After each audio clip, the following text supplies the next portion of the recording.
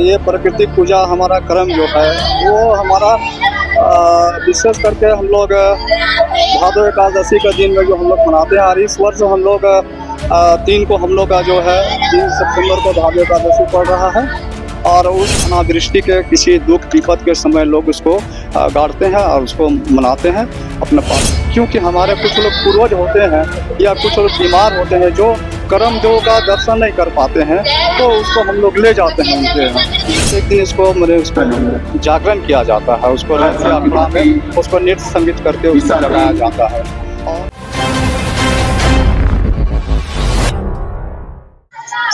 कर्म पूजा काफी नजदीक है, 3 तारीख और ऐसे में हमारे साथ बातचीत के लिए मौजूद है जगलाल पाहन जी, जो कि आदिवासियों के पाहन है, जो कि ये सब जितनी पूजा पाठ होते हैं यही करवाते हैं। उनसे सीधा उनसे जुड़ेंगे, जानेंगे कि कर्म पूजा क्या है, कर्म पूजा कैसे मनाते हैं, ये जान लेंगे।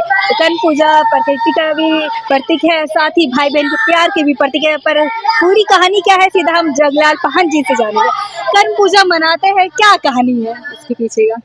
देखिए, कहानी तो बहुत लंबा चौड़ा है, तो कहानी तो नहीं, लेकिन ये हम लोग का कर्म में जो है ये प्राकृतिक पूजा हमारा कर्म जो है वो हमारा विशेष करके हम लोग भादो एकादशी का दिन में जो हम लोग मनाते हैं। और इस वर्ष हम लोग 3 को हम लोग का जो है 3 सितंबर को भादो एकादशी पड़ रहा है। और उस दिन हमारे जो बच्चियाँ होगी वो उपवास करेगी। और उसके बाद में संध्या के समय मैंने कि कर्म अखाड़ा में आके लोग वहाँ पर ही पूजा पाठ करेगी। और रात भर वहाँ पर नृत्य संगीत के बाद में सुबह को अगर मौजा का जहाँ पर ही है मौजा, ऐसा तो सबसे पहले तो मैं ये बताना चाहूँगा कि कर्मा 3 तरह का लोग मनाते हैं। एक होता है आपको राजी कर्म होता है, जो मौजा का एक ही जगह गड़ाता है, जो विशेष अखड़ा होता है वहाँ गड़ता है। ये कर्म हमारा कर्म का दिन 4 तारीख भर से विसर्जन नहीं होगा, 5 तारीख को विसर्जन किया जाएगा। और एक होता है डिंडा कर्म, जो टोला मोहल्ला में लोग गाड़ते हैं। और वो कर्म है उसको 3 के बाद 4 तारीख को सुबह को या शाम तक उसको विसर्जन कर देंगे। और एक कर्म होता है बूढ़ी कर्म, जो कि हमारे पूर्वज माताएं और हमारे पिता जो होते हैं, जो बुजुर्ग महिला पुरुष जो होंगे, वो किसी अनावृष्टि के किसी दुख विपद के समय लोग उसको गाड़ते हैं और उसको मनाते हैं अपने पारंपरिक ढंग से। तो इस तरह से 3 को होता है हम लोग का कर्म। और ये कर्म जो है कि जैसे कि उसका विसर्जन होगा 5 तारीख को, जो राजी कर्म का, और डिंडा कर्म का होगा 4 तारीख को। तो इसमें हम लोग माने कि विसर्जन भी हम लोग करने से पहले वहाँ नृत्य संगीत करने के बाद पारंपरिक ढंग से तमाम लोगों को के घरों में हम लोग कर्म को ले जाएंगे।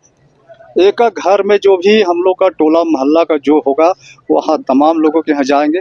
क्योंकि हमारे कुछ लोग पूर्वज होते हैं या कुछ लोग बीमार होते हैं जो करम देव का दर्शन नहीं कर पाते हैं, तो उसको हम लोग ले जाते हैं उनके यहाँ। हमारी जो घर की जो महिलाएं जो होगी, वो महिला थाली में जल लेके थाली निकालेगी, जल लाएगी, करम देव का उसको स्नान कराएगी, पैर धोएगी, टीका सिंदूर अर्पण लगाएगी और उस पर चावल उवल अच्छा चढ़ा उड़ा के अपने से वो प्रार्थना करेगी कि हे करम दो, हम और हमारा परिवार को सुख शांति प्रदान करने की कृपा कीजिएगा। और हम तमाम लोगों का जो भी दुख तकलीफ है उसे आप अपने साथ ले जाके गंगा में, तालाब में, नदी में इसको विसर्जित कर दीजिएगा। तो इस तरह से लोग उससे प्रार्थना करते हैं। ये विधि विधान क्या रहता है और मनाते क्यों? देखिए, ये प्रकृति का पूजा भी इसको माने कि प्रकृति का पूजा, कृषि का पूजा हम लोग जो है कृषि से आधारित है। और भाई बहन का एक आपसी प्रेम का भी ये हमारा है प्रतीक है।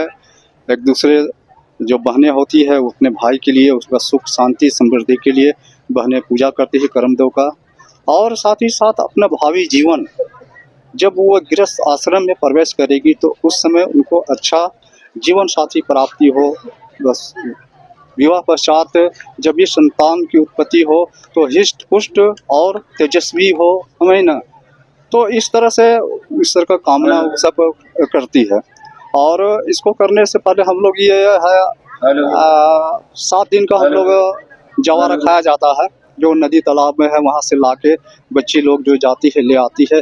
और उसके बाद में संध्या का माने कि शाम को उसको जवा उठाया जाता है, जो 5 तरह 7 तरह 9 तरह का जो बीज होता है उससे उठाया जाता है और उसके बाद में उसको प्रत्येक दिन उसको जागरण किया जाता है, उसको रात के अखड़ा में उसको नृत्य संगीत करके उसको जगाया जाता है और 8वां दिन जो करम का दिन उसको निकाल के और ये सब करम जब उसको चढ़ाया जाता है, पूजा पाठ किया जाता है। तो इस तरह से माने कि पूजा पाठ होता है। उसके बाद में पूजा पश्चात हम लोग नृत्य संगीत में खूब करते हैं, तो इस तरह का कार्यक्रम होता है। अभी यहाँ हम करेंगे तो और ये आपसे एक और सवाल है कि जिस प्रकार पूजा के दौरान बच्चियां जो झूमती है उसका पीछे का कारण क्या है? बच्चियां क्यों झूमती हैं? देखिए इस तरह का झूमने का कारण है कि कुछ ज्यादा अपना जो इष्ट देव को याद करते हैं, जैसा कि धर्मेश जी को याद कर देते हैं, राधा माँ को याद करती है, तो उनके दिल में रहता है, तो अंदर में उसी का माने कि दिमाग में सवार हो जाती है, मैंने हो जाता है धर्मेश, तो इसी वास्ते इस तरह के लोग जी, करते हैं। इस प्रकार से लोग में कहीं ना कहीं ये लोग अगर अचानक से देखते हैं तो डर जाते हैं, लोग अगर देखते हैं तो उसको डर जाते हैं क्योंकि ये नॉर्मल नहीं होता है, फिर इसके लिए आप क्या नहीं बात सही है, जो नए लोग होंगे तो वो तो बोलेगा अब नॉर्मल बोलेंगे ही उसको, समझे ना।